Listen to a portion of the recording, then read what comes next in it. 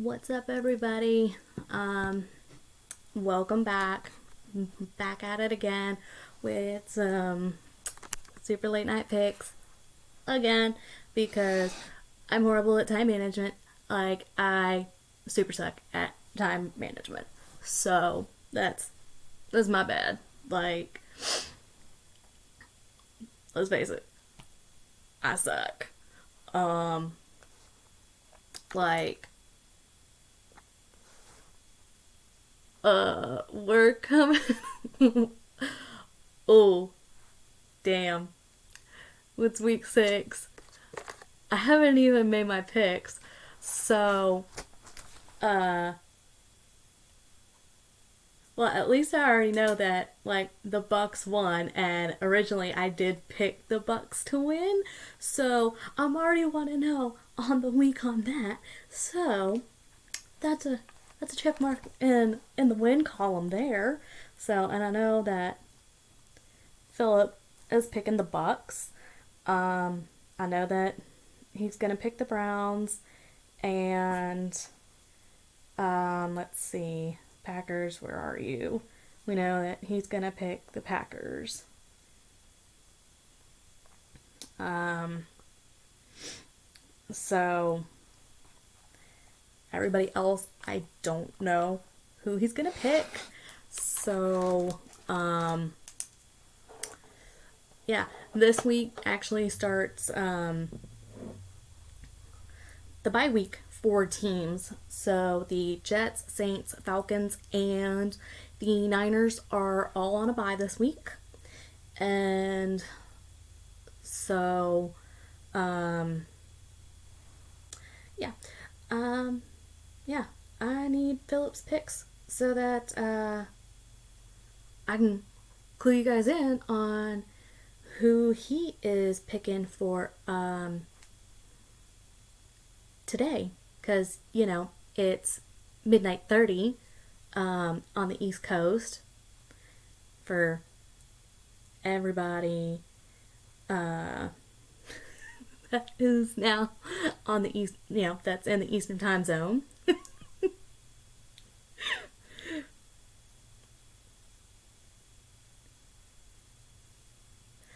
Oh man, time has gotten away from me. This is what happens being on med leave and you're trying to do a million and one things and everything just,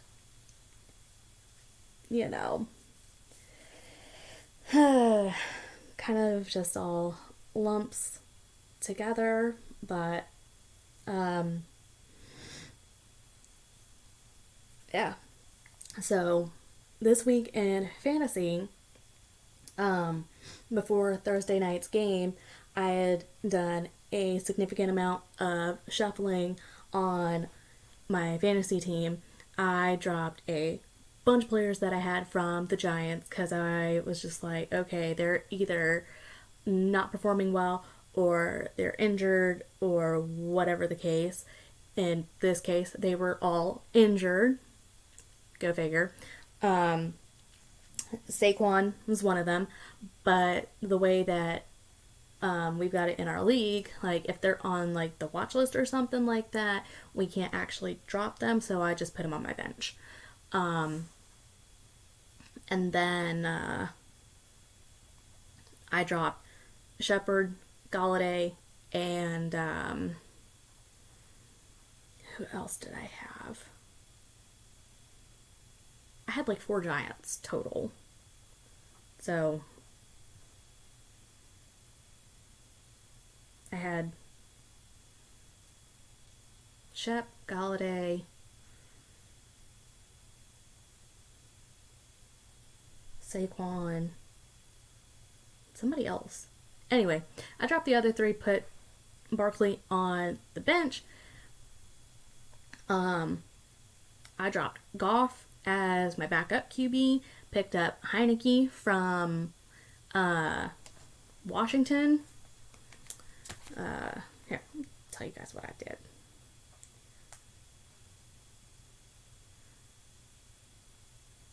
I dropped the Cardinals defense because they weren't looking too good this week from what they were supposed to do.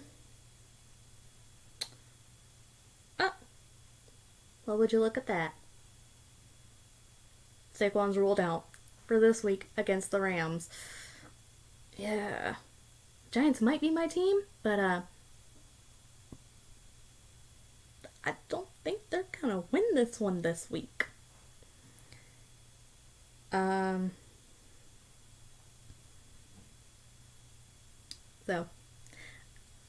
and the Saints are on a bye. So I've got the Saints defense.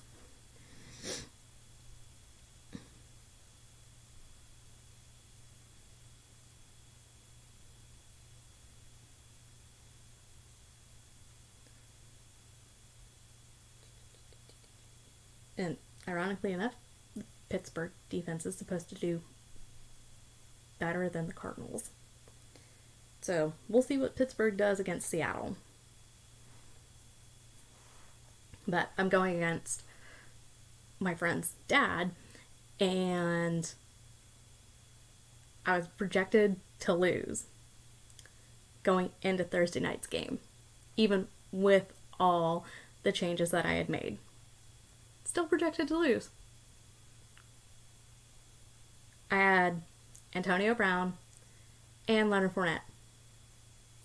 Just between those two alone, I amassed 55 points. And I am now projected to win by almost 20 points.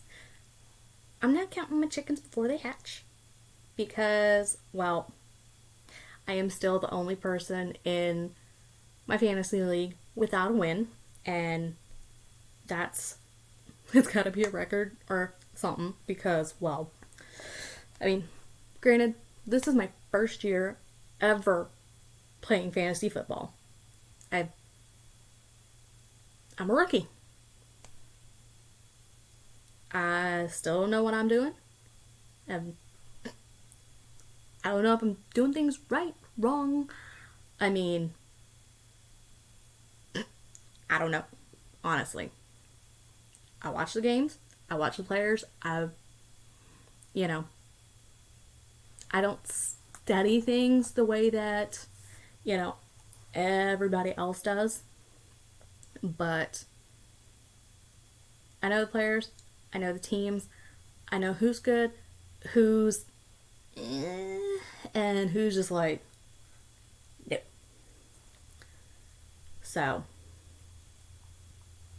I knew I had to make some changes. I made changes, and so far, I'm off to a good start this week. So, that's where I stand on fantasy. Well, let's see if the hubby has hit back with his picks yet.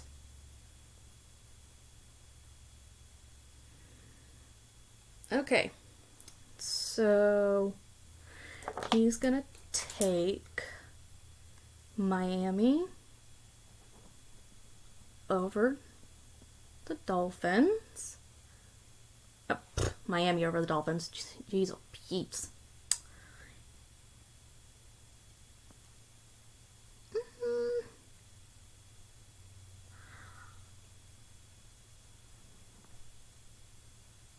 I think Jacksonville. I think it might be a close game, but I feel like Jacksonville. And it looks like that one is going to be across the pond, just like the Jets and Falcons game was last week. And that game, surprisingly, wasn't played at Wembley like I thought it was, so that was my mistake. That was played at the Tottenham Spurs Stadium. So, it was totally my fault. I did not get my information correct, so I apologize.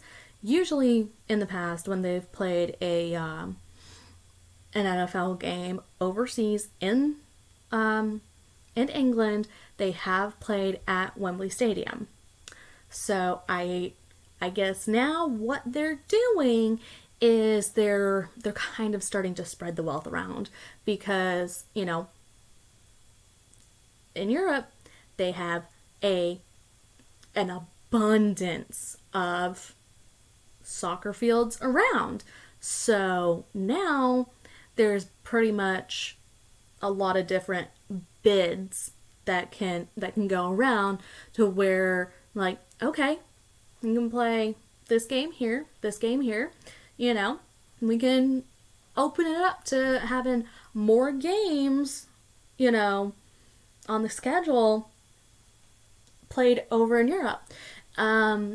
If I'm not mistaken, there is talk about either next season or the 2023 season about having a game or a few games even played not just in England like we have had, but even in Germany. And I believe they have it listed down to a few locations.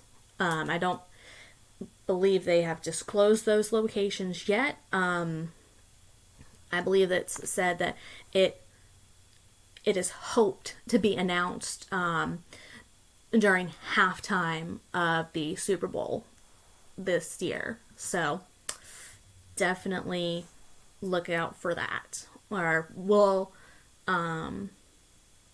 definitely announce that, you know, on our channel. You know, our we actually don't have a Facebook page.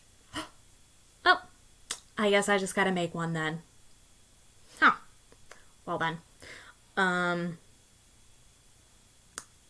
I'll get on that after this broadcast. Like, why did I just call this a broadcast? Anyway. So. Okay. Obviously, like I said, Philip is picking the Packers. He's picking Detroit over the Bengals. I'm going to pick the Bengals over the Lions. I'm going to pick the Colts over the Texans. He's also picking the Colts. And he is also taking the Rams over the Giants. Let's see. Next game, Chiefs and Washington. Safe bet, Chiefs. I mean, obviously, I've got Heineke as my fantasy QB, so I need Heineke to have a good game for fantasy's sake, but realistically, the Chiefs are gonna, like, dominate that game. Next game, Panthers and Vikings. He's picking the Vikings.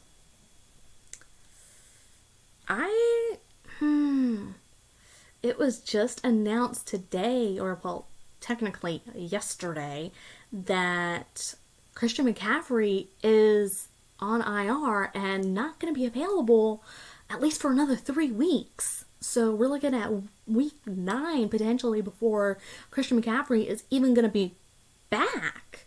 So that's really going to hurt the Carolina offense.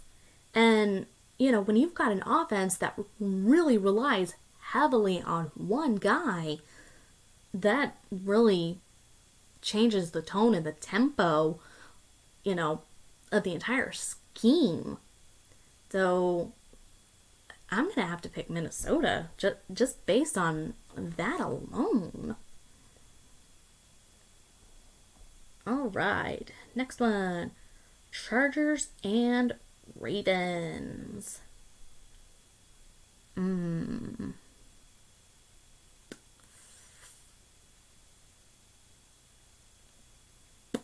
think the Ravens have gotten lucky their last couple of games. So I'm going to pick the Chargers. Philip is also picking the Chargers. And, you know, I already said he's picking the Browns because, well, he's a Browns fan. Yes, he's also a Packers fan. I don't even want to get into how he became a Browns fan. That's a long, drawn out story, kind of. Um, Raiders and Broncos. He's picking the Broncos. I think the Raiders can bounce back, honestly. Okay, they've had a couple of losses that have kind of beaten them down. And, you know, it kind of like brought them back to reality. Like, hey, you're capable of losing. Um, you know, but, you know,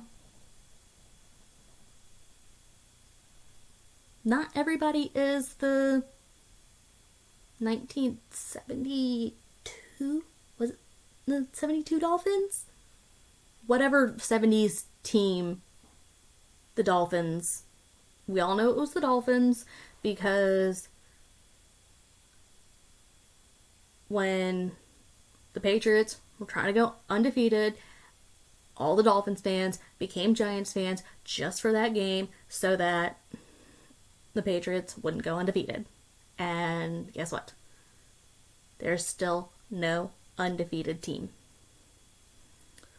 Okay. Last 4 o'clock game, Dallas and New England.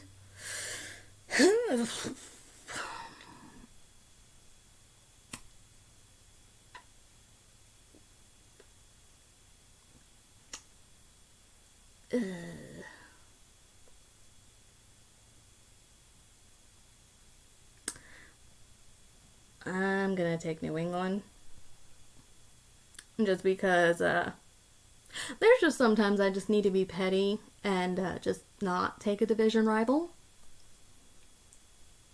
I mean, I already don't have confidence that the Giants are going to win, so I mean, realistically, it at this point kind of doesn't matter. If the rest of the division wins or loses because the Giants are still at the bottom, but it's nice to watch the rest of the division lose. All right, Sunday night football.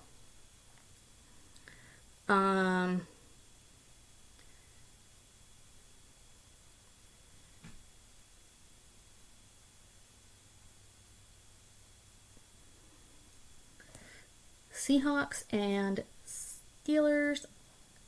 I believe we are both taking the Seahawks. I am going to say it is going to be. I'm not going to say it's going to be a blowout game. Maybe 28 21 game. I don't know. Maybe a one score game. And then Monday Night Football, Titans and Bills. We're both taking the Bills. That game, blowout. That's all I'm going to say. I can't even put a score on that one just because I just feel like it's going to be a blowout. And then I asked Philip for his score predictions on those two games just because we like to get score predictions for Thursday night, Monday night, and Sunday night football.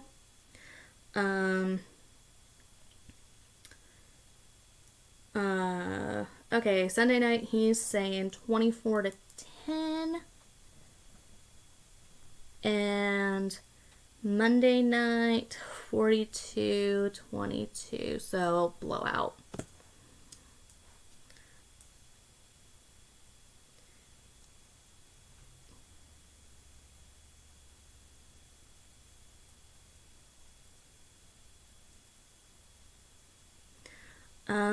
Okay, so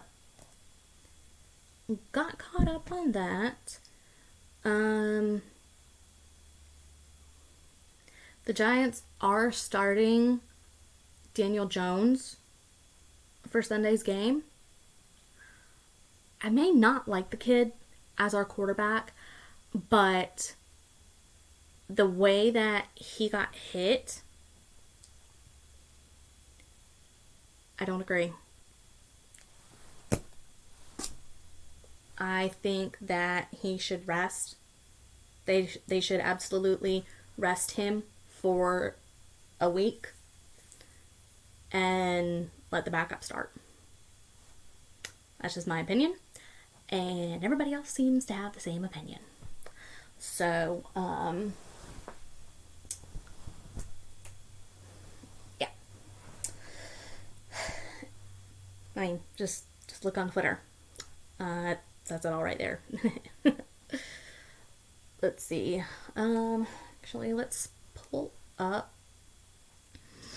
the rest of the Giants injury report.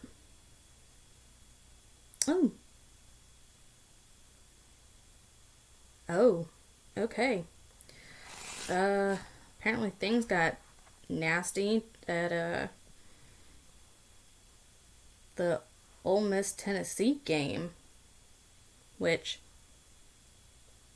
kind of has a little bit of NFL talk because former Giants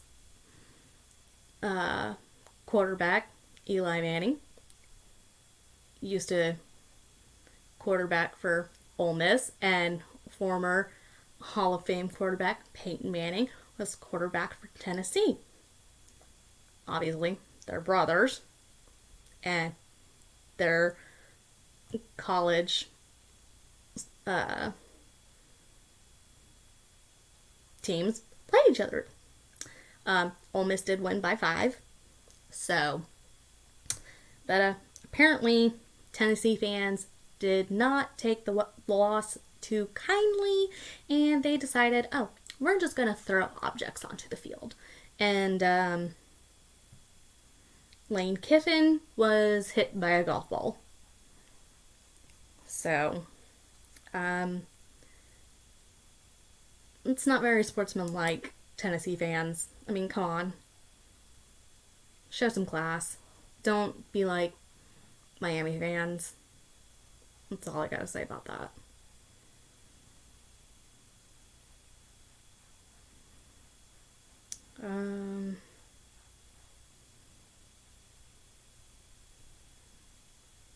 Alright, so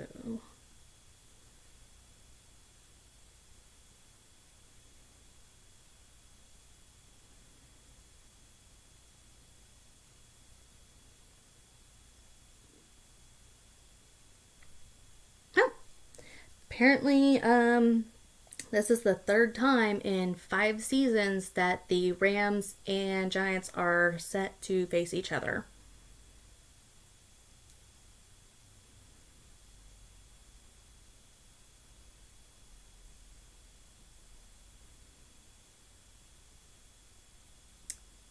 Waiting on. Alright. Now look at the injury report. Alright, so for the Rams,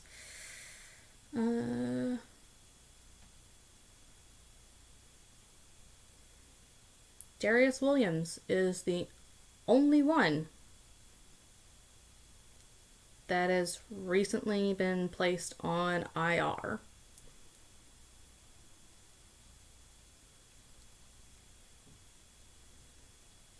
Right. Giants, where are you? Okay. So as of the 11th, Andrew Thomas is questionable. Ben Bredesen is questionable. Boy, oh boy, oh boy. Darius Williams, IR. Justin Hilliard, IR. Kadarius Toney, questionable. Kenny Golladay, out. Barkley, out. Slayton, questionable.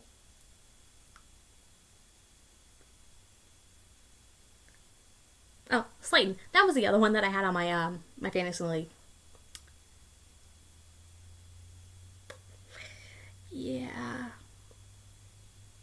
So pretty much prior to this injury report coming out, 7 of 11 of week 1 starters for the New York Giants was listed on the injury report. 7 of 11 starters. When was the last time anybody for any team saw that happening? That is insane. I mean, literally, what is the can anybody explain this to me? Because I would love to know. Last season, with COVID, no fans, period. No preseason, no OTAs, no training, nothing. Not really many injuries, right? Then you flip to this season, you have training camp, you have OTAs, we have preseason, and we have this cornucopia of injuries. Why? I am baffled by it because week after week after week, and we're only going into week 6, and so many of these guys just continuously get injured, and it's just like, how? Why? What is going on from last season to this season? That is a huge difference. Whereas you would think there would have been more injuries last season because of no OTAs, no preseason. And this season, we had all of that. But there's 10 times the more injuries than there were last season. So if somebody can post in the comments and explain that to me, I genuinely would love to know, because I can't figure it out. So yeah.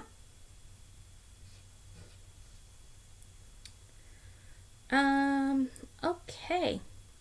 Switching to college football now. So we talked about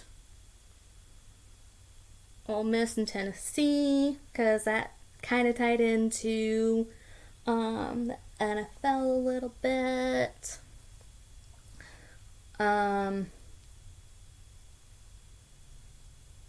Bearcats moved up to number 3 in the country. So awesome job, UC. Let's see, I think I did write down the top 25 matchups for this week. So yeah. Georgia bounced up all the way to number 1. Alabama fell all the way to number 5. That is huge. I mean, yes, they stayed in the top 5, but they still fell. So you had Georgia, Iowa, University of Cincinnati, OU, Alabama, Ohio State, Penn State, Michigan, Oregon, Michigan State, Kentucky, Oklahoma State.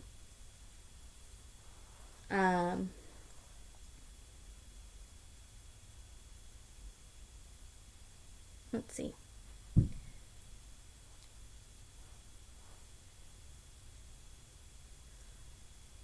Ole Miss, Notre Dame, Coastal Carolina, Wake Forest, all of them were on a bye. Arkansas and Auburn. Oh, never mind. Let's see. Arizona State, BYU, Florida, Texas A&M, NC State, SMU, San Diego State, and then Texas. So that rounded out the top 25 going into Saturday's action. So, go to the scores. And right now, Utah is ahead of Arizona State by a touchdown, but there's still plenty of football to play because it's less than 12 minutes in the fourth quarter. Cincinnati won. Michigan State barely beat IU. It was a 5-point game.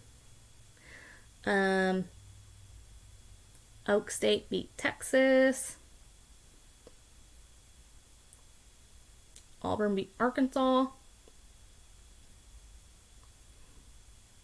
LSU beat the Gators.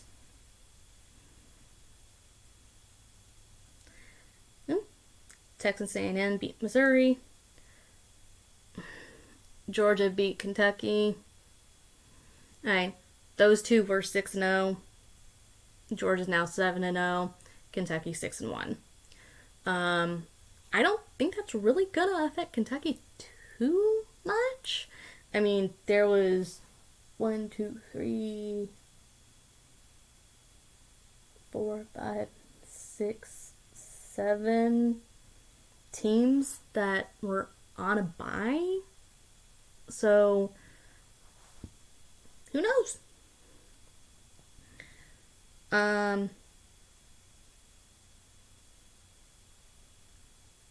This one, huge. Purdue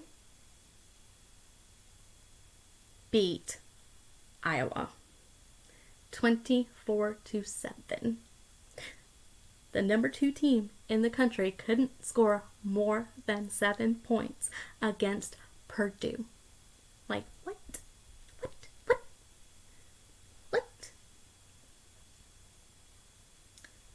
And that's a team that, like, has just, like, put the smack down on just, like, every team that they have faced thus far. So, kind of want to know what happened in that game. Like, literally, I was asleep until 4:20 yesterday afternoon.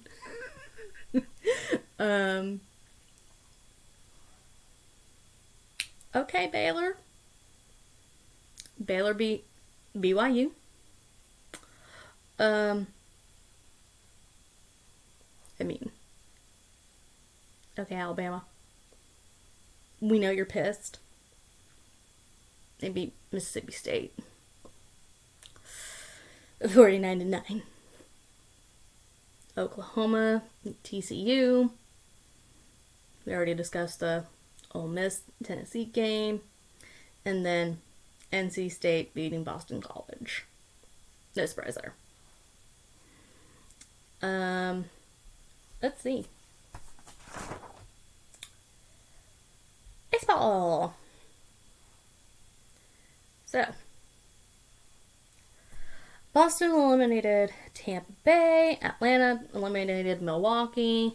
Bastards.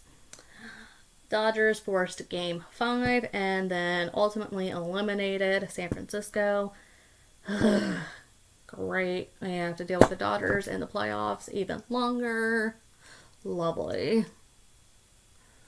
And Houston also eliminated Chicago. The White Sox, not the Cubs.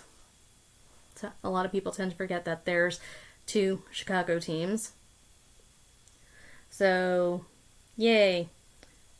4 teams I literally can't freaking stand. So,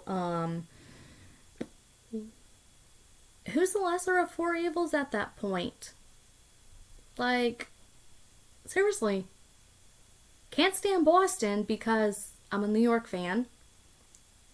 Fucking hate the Dodgers because, you know, I'm a Mets fan and, still have not gotten over what the hell Chase Utley did to Ruben Tejada because, fuck Chase Utley. Houston's a bunch of cheaters. And then, you know, Atlanta's a division rival of the Mets. So, who the hell do I pull for? Who the hell is the lesser of the four evils? You see the dilemma. The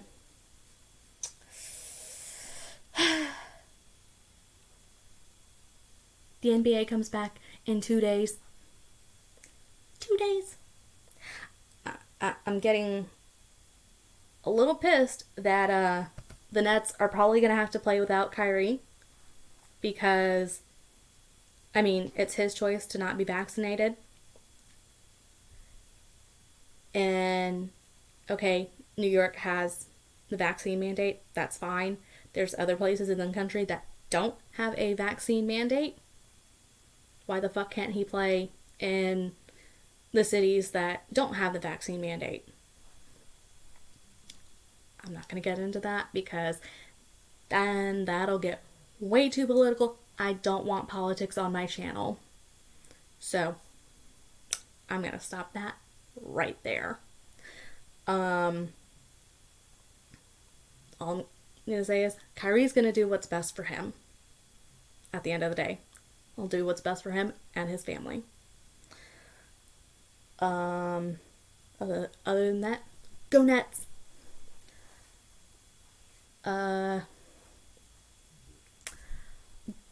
WNBA playoffs could come down to one more game.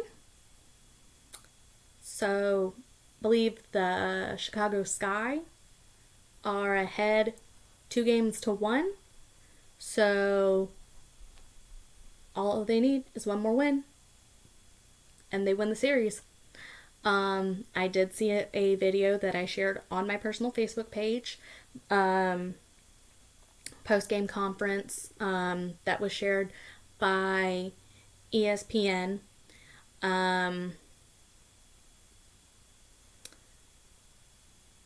I found the comments absolutely disgusting because Diana was answering a Spanish-speaking reporter who asked her a question in Spanish. She kindly responded in Spanish. Her teammate, instead of being polite, was just all, just goofing off and shit while she's speaking, giving her answer. But if anybody did that while she was speaking, everybody would be up in arms like, oh, look who she thinks she is. Oh, but because Diana speaks in Spanish, grew up speaking it, oh, nobody's gonna come to her defense. Like, what? And I can get into a whole rage about that. So, let me go ahead and stop right there on that note. Diana, you keep doing you, boo-boo. Thank you for responding in your native language. Much love to you and Penny and your new baby. Congratulations. Motherhood is a beautiful thing. I promise it is worth it. Okay. NHL. Hockey is back. Apparently, the Devils, straight up tricked the goalie and scored one hell of a goal. I didn't see it. I gotta look it up on the tube. The Kraken. Legit. The Kraken are here, and I am for it.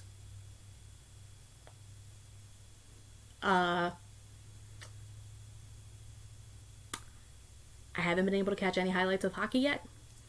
I'm behind, and I'm ashamed of myself. So I don't have a whole lot on hockey right now. Other than that, it seems like their whole vaccine issue has been settled, because I think they were saying like maybe 4 players were not vaccinated out of the whole league. No, that's an accomplishment. Don't know if I have any racing fans in my channel at all, but if I do, particularly F1 fans, today is now the 17th, so 1 week until the US Grand Prix here in the US. Obviously, it's the US Grand Prix, so Austin, Texas. I want to go. Wish I could. Would love to. Now that my friend Devin has got me hooked on F1 racing. Thank you, Devin. I seriously miss talking F1 with that kid. It's all his fault. But, yeah. I'm definitely excited to see the change-ups that are going to happen next year, as far as who's going to be the 1 and 2 drivers for the teams. I know there's a couple different races that are thrown into the schedule. Couple of races that aren't happening this year because, hey, COVID's still fucking things up. Gotta love it. Please note the sarcasm. Please note the sarcasm.